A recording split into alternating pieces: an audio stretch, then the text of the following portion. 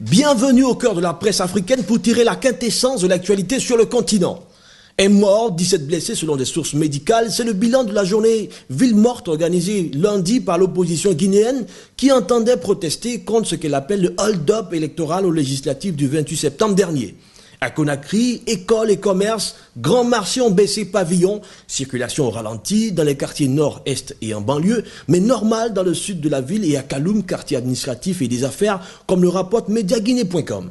5 véhicules particuliers endommagés, 2 gendarmes blessés, un policier tirant un bout portant sur un jeune militant de 19 ans selon des témoignages. La journée de lundi n'a pas dérogé au cycle infernal de violence dans lequel s'est installée insidieusement la Guinée. Encore une jeune vie sacrifiée et vite oubliée. Il a bien raison de parler de maturité dans sa dernière parution, notre confrère Les Afriques.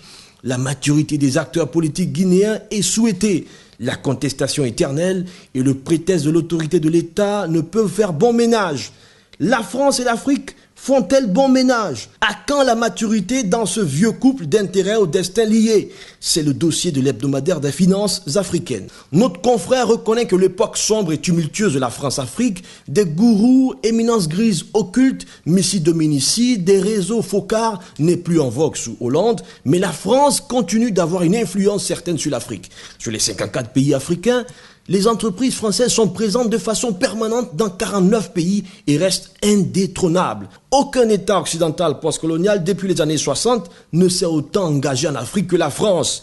Elle continue et elle est le seul pays colonisateur à avoir un contrôle sur l'instrument monétaire de ses anciennes colonies, avec comme arme fatale l'aide publique au développement fondée sur des accords de coopération opaques, analyse notre confrère. Certainement, conclut notre confrère sous la plume de Fénelon Massala, c'est par l'axe géoéconomique et sécuritaire que la France définira sa nouvelle politique africaine.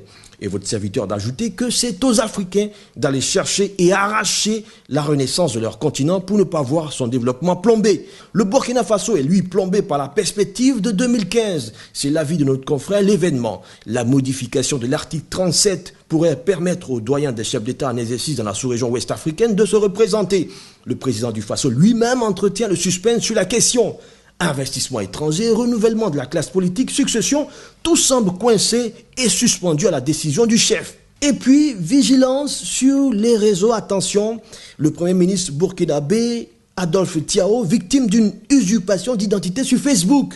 C'est un communiqué de la primature qu'il annonce et le journal Le Quotidien lui consacre un encart. Bien futé l'énergumène qui a pu commettre un tel forfait. En tout cas, connexion sécurisée et fluide sur Africa TV. À très vite pour une autre randonnée au cœur de la bouillante et passionnante presse africaine.